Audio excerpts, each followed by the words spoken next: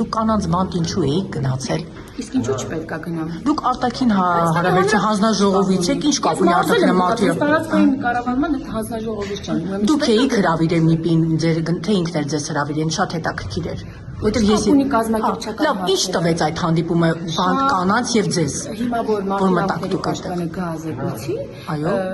ես կխնդրեմ նաեւ մեր հանդիպման արդյունքներից որոշակի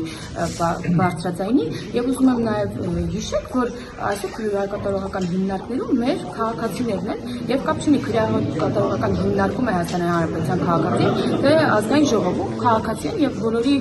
բոլորի իշխանությունը կամ պատգամավորն են, այնպես որ այնտեղ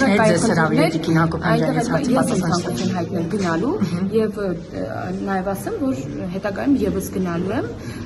Իսկ առաջին զգացողությունը ինչպիսին էր։ Օրինակ ես ինքս շատ եմ բանտեր գնում եւ ունեցել ձեր զգացողությունը, որ բանտ մտակ։ Առաջին զգացողությունը ինչ է նշանակում ինչպես։ Ինչ զգացիք եւ մտակ բանտեր։ Ամեն դեպքում այնտեղ զգացել պայմաններ, վայրեր, կանայք են, կալանավորված, ամեն մեկը տարբեր տարիքներով։ Անմիջապես հասկանում եմ։ Պահման պայմանները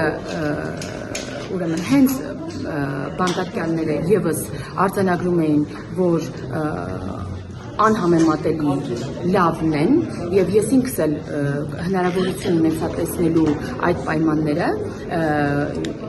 նախորդ տարի է կարծեմ վերանորոգումն ավարտվել, կարան բոլոր հնարավորությունները, նաև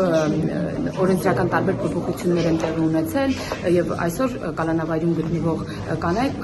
կարողությունների զարգացման տարբեր ծրագրերից օգտվել, որպեսզի հետագայում կարողանան նաև հասարակության մեջ շարունակել աշխատել եւ ապրել։